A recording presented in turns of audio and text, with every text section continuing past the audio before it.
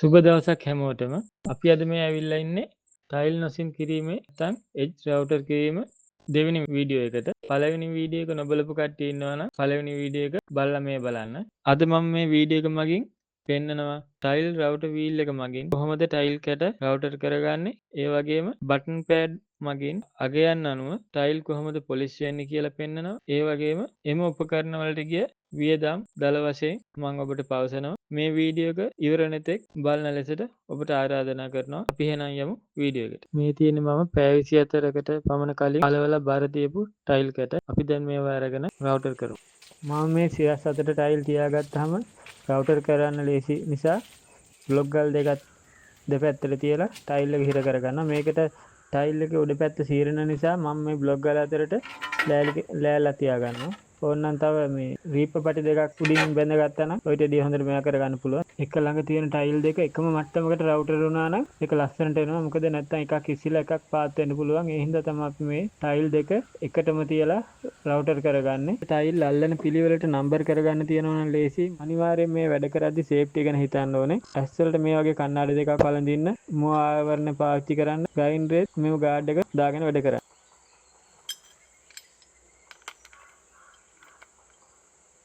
ග්‍රයින්ඩේ මෙම නට් එක හොඳින් තද කරගන්න. පස්සේ ටයිල් එක රවුටර් කරන්න ගත්තාම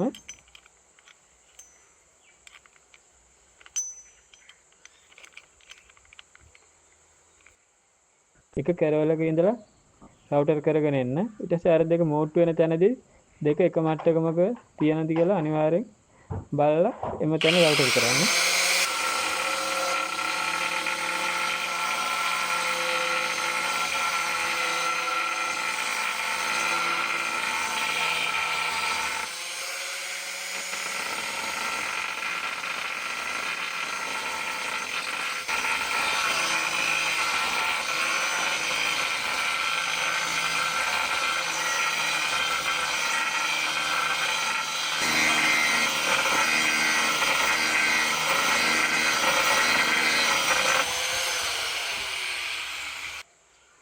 දැන් මම මෙතන මේ මූට්ටුව රවුටර් කරන්නේ නැහැ මේ වෙලාවේ. මොකද එතන වෙනස් වෙලා හින්දා මම මේක හදලා තමයි රවුටර් කරන්නේ.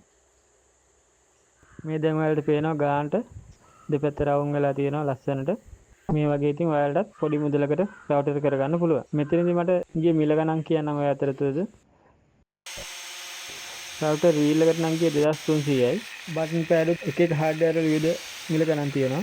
මට එක හાર્ඩ්වෙයාර් එකකින් රුපියල් 390 ගානේ හම්බුණා. ඊට පස්සේ 3000 බටන් පෑඩ් එක නැතුව වෙන හાર્ඩ්වෙයාර් එකකින් ගත්තා. ඒකට රුපියල් 650ක් වුණා. එකම කඩේ හැම එකම නැති වෙන්න පුළුවන්. කඩ ටිකකින් තමයි මාත් හොයාගත්තේ. දැන් ඔයාලට මෙතන පේනවා මේ ටයිල් දෙකම එකම ගානට රවුටර් වෙලා තියෙනවා. මේක වෙන වෙනම කරාන සමහරට එකක් වැඩිපුර ගෑවිලා තියෙන්න පුළුවන්. එතකොට මේ දෙක අර එකට අල්ලද්දි වෙනස් විදිහට පේන්න පුළුවන්. එතකොට ඒක කැතයිනේ. ඉතින් දැන් අපි බලමු කොහොමද මේවා අපි බටන් පෑඩ් මගින් පොලිෂ් කරගන්නේ කියලා. දැන් පේනවා මේක නිකන් රළු පෙනුමක් තමයි අපේ තියෙන්නේ. අපි බලමු මේක ෂයින් කරගන්නේ කොහොමද කියලා. මේ තියෙන මගේ බටන් පෑඩ් ටික මේක තියෙන්නේ නම් අර වෙල්කෝ වීල් එක අලවන විදිහට. ඒ වුණාට ඒක අලව සාර්ථක නැහැ, ගැලවෙනවා. ඒ හින්දා අපි පාරණ ඩයමන්ඩ් ග්‍රයින්ඩර් වීල් එකක් ගෙවුන එකක් අරගෙන ඒක තියලා පස්සේ බටන් පෑඩ් එක තිබ්බහම ශක්තිමත් බටන් පෑඩ් එක කැඩෙන්නේ නැතුව ටයිල් ගොඩක් පොලිෂ් කරගන්න පුළුවන්.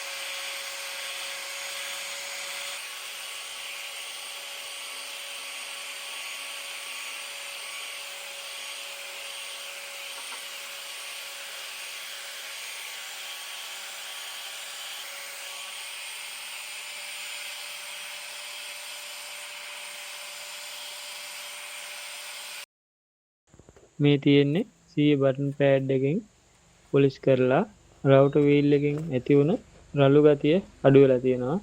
නමුත් අර ටයිල් එකේ මතු පිට ෂයින් එක තරම් තාම ඇවිල්ලා නැහැ. අපි බලමු ඊළඟ බටන් පෑඩ් එක දාලා පොලිෂ් කරලා කොහොමද ඒකේ පෙනුම කියලා.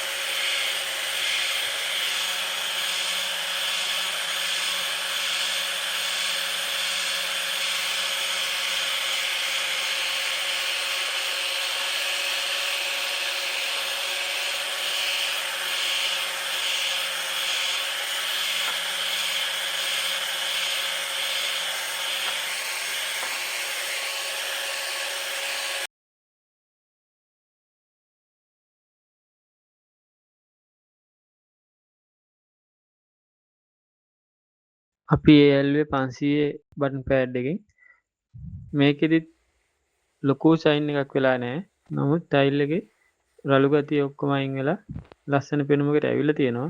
දැන් අපි ෆුල් බොඩි නොවන ටයිල් එකක් පොලිෂ් කරද්දි ඔය ක්වොලිටි එක තමයි සාමාන්‍ය ගන්න පුළුවන්. ඒ කියන්නේ ඒක ඔතන 800න් විතර වගේ ඉහළ බටන් පෑඩ් එක දාලා පොලිෂ් කරන්න බෑ. මොකද ඒක කළු පාට වෙලා පිච්චෙන ගතියක් එනවා. ඒ හින්දා අපිට මේ ෆුල් බොඩි නොවන ටයිල් සාමාන්‍ය 800න් ඉහළ බටන් පෑඩ් වලින් පොලිෂ් කරන්න බෑ. මේ ක්වොලිටි තමයි සාමාන්‍ය එන්නේ. දැන් මේ අපි අල්ලන්නේ 10 බටන් පෑඩ් එකකින්.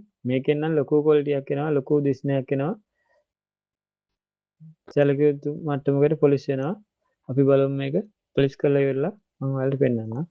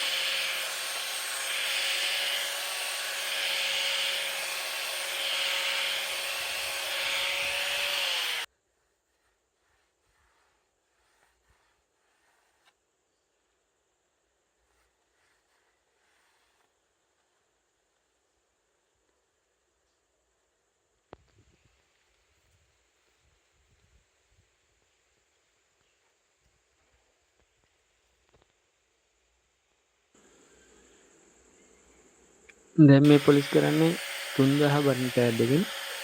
මම දන්න විදිහට මේක තමයි බටන් පෑඩ් වල තියෙන ඉහළම අගය. එකකින් සුපිරිම ෂයින් එකක් එනවා. ඒ කියන්නේ ටයිල් එකේ උඩ මතු පිට ගානටම ෂයින් එකක් එනවා. අපි බලමු මේක පොලිෂ් කරලා කොහොමද මේ ෂයින් එක එන්නේ කියලා.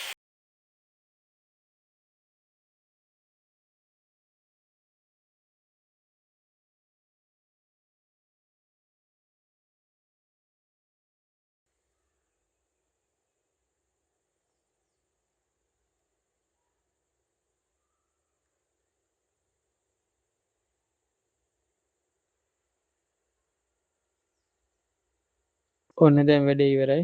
බලන්න ලස්සනට ටයිල් එක මතු පිට පෙනුමටම ෂයින් වෙලා එජ් එක ලස්සන වෙලා තියෙනවා. ඉතින් ඔයාලටත් පුළුවන් මේ වගේ ලස්සනට ගෙදරදීම ටයිල් එක අඩු වේදමකින් රවුටර් කරලා පොලිෂ් කරලා පැන්ට්‍රි ලස්සනට හදාගන්න. ඒ වගේම තරප්පු පේලිය ඒ වගේම දොරවලු අස්ස ගාවට එන ටයිල් එක ලස්සනට ඔය වගේ හදලා පාවිච්චි කරන්න පුළුවන්. වීඩියෝ එක හොඳයි නම් ලයික් කරන්න. ගැටලු තියෙනවා නම් කමෙන්ට් එකක් මාර්ගයෙන් මට කියන්න. ඒ වගේම වැරදි තියෙනවා නම් ඒවත් පෙන්නලා දෙන්න. මේ වීඩියෝ එක නරඹපු ඔයාලට ගොඩක් ස්තුතියි. ඉතින් වීඩියෝ මම තවත් ඉදිරියට දාන්නම්. ඒ වගේම වර්ණ කියන යාළුවෝ ඉන්නවා නම් එයාලටත් මේක ෂෙයා කරන්න. මට උදව්වක් හැටියට ලයික් කරන්න. ඒ වගේම සබ්ස්ක්‍රයිබ් කරන්න.